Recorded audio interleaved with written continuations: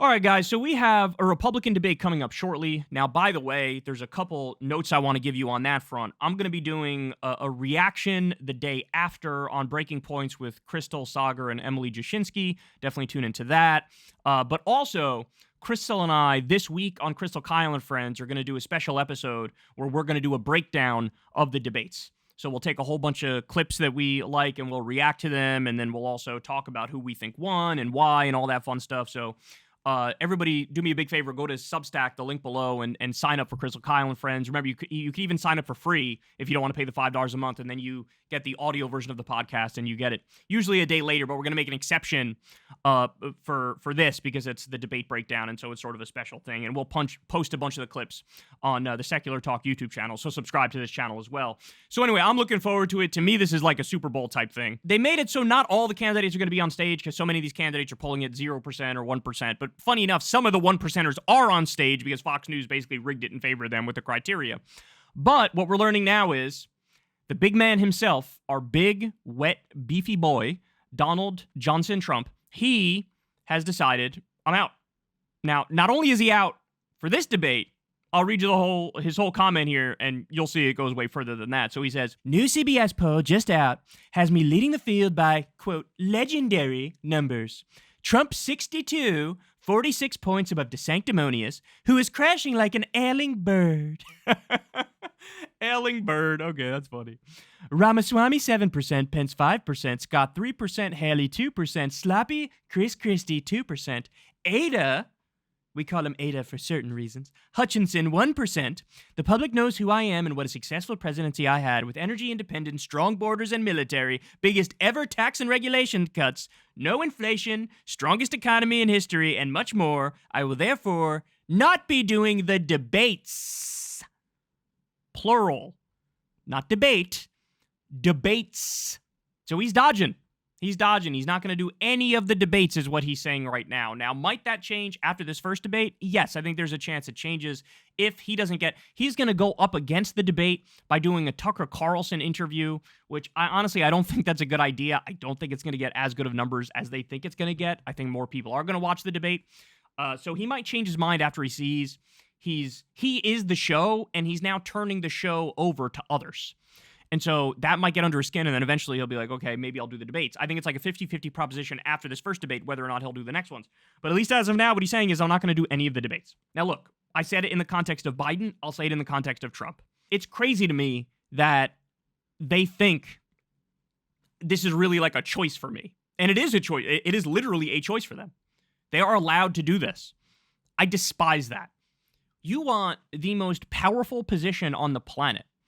And you want to have the ability to not engage in a back and forth with the other people who are vying for that job. That's like somebody going for a job interview and they're told you got to come in for the interview at 4:00 on Tuesday. And they're like, no, it's okay. I'm not going to do the interview. What do you mean you're not going to do? That's to get the job. You got to do the interview. And it's like, no, I'm not going to do that. I'm going to skip it. Okay. Well, then you shouldn't even be able to get the job because there's going to be 7 people that show up for the interview. And that's a cut above what you're doing here. So I think it should be a law. I think the Democrats and Republicans should come together in the House and the Senate and say, we need to make this a law. I don't think they would do that because I think the Democrats are going to try to protect Biden and a lot of the Republicans are going to try to protect Trump. And so they wouldn't do that. But this is one of those instances where we all know what the right thing to do for the country is. Now, I'm not saying if he doesn't debate, it's not like you don't know where he stands. He was already president for 4 years. But still, if you want the job again, you should have to go through the process. It's a flat-out anti-democracy move. And you know what his reasoning is. We all do. Hey, I'm leading by 1 trillion points, so why would I do this? It's possible that the only way I can go is down. And look, I don't agree with him. I think it's possible he does go up. I think it's possible it stays the same. I think it is possible as well that he goes down. But if he's leading by so much and he's so confident in his abilities and his debate skills, it's like, well, you should be forced to do it. And on the same thing with Biden, he's pretending like Marianne doesn't exist, like RFK Jr. doesn't exist, like the AI-generated moderate Democrat Dean Phillips, who's now toying with a run, doesn't exist, like Joe Manchin doesn't exist. If Manchin runs, he'll run as like an independent with the backing of the no labels goons. But like, they're just pretending that they don't exist. It's amazing the extent to which these losers will go to spit in the eye of democracy. Like, I just want to pretend like this is not the case, so I'm just going to pretend like it's not the case. No, again, you shouldn't be allowed to do it. Now, Trump did this one other time, too, if you guys remember. I think it was back in 2015 and 2016 when it was the first time he was running. Megyn Kelly had already done a debate with them, and Megyn Kelly was hard on Trump, and Trump knew that. And he didn't think he went out of the exchange looking all that great, despite what he would say in public. And so he was like, as long as she's going to be a moderator for the debate, I'm not doing the next one.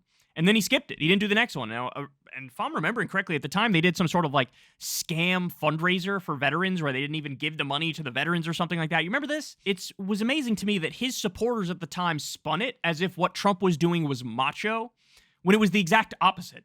It's the weakest thing I've ever seen in my life. The idea is like, I'm too scared to be confronted with somebody who does a decent job and knows what they're doing, so I'm not going to go. It's not macho. It's not manly. It's not masculine. It's not like, you know, a boss thing to do. It's a cuck thing to do. It's a weak thing to do. It's a bitch-ass move.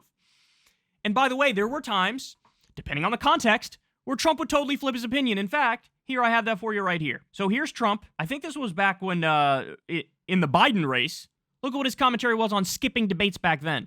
He's too cowardly to even show up and debate. I hear he's afraid to debate. Is that true? I hear he's afraid to debate. Now I understand he's canceling the debates. Let's see what happens. I think that's not going to be a good move for him. You want debate? So do I.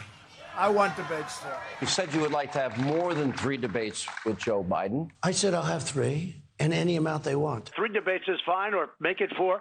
They're playing very cute. They're trying to get out. There's no question about that. And I'll do any amount that they want. It doesn't make any difference to me. You said you would show up for Joe Rogan if he did a 4-hour debate between you and Joe Biden. Well, it was sort of done in jest and all, but I would. I mean, I think it's good. I think Joe has to be exposed. We have a sleepy guy in a basement of a house who doesn't want to do debates. I don't think he wants to debate at all. I've seen that he wants to try and blame COVID for that, too. He's not getting out of his basement. He's got a, basement deal going. It's hilarious he said this last point because they eventually went on to debate. And at the time, Trump had COVID. We learned about this relatively recently in a new book, but they showed up for the debate. And at the time, Trump had COVID. He knew he had COVID and he still went to the debate. Jesus Christ. All right. They could have postponed it or whatever. That's neither here nor there. The point is, was his reaction. I think at the time he was down a few points. So he's like, oh my God, I got to do something to change the momentum. We need a debate. We need a debate. We need a debate. And now, of course, that he's up by 1 trillion points, he's like, bro, why would I even do the debates? Why would I even do it? I'm leading by so much. Why would I even do it? So I hate this. It's kind of embarrassing that the Republican primary base is so supportive of him. I hope what happens is somebody at this debate stands out and then they get a giant surge of over 10 points so that Trump feels a little bit of pressure so that he wants to debate the next time. But like I said, it should really, really, really be a law that both Trump and Biden have to debate and you could have some criteria, some standards, as long as their opponents are over 2% and get X number of small donors or whatever. I'm fine with some criteria, but they should be mandated by law to debate because this is just honestly disrespectful to the entire country. Hey, y'all, do me a favor and like and subscribe. It helps out big time in the algorithm. Click the bell as well for notifications when videos drop, and watch that video on screen right now. You know you want to.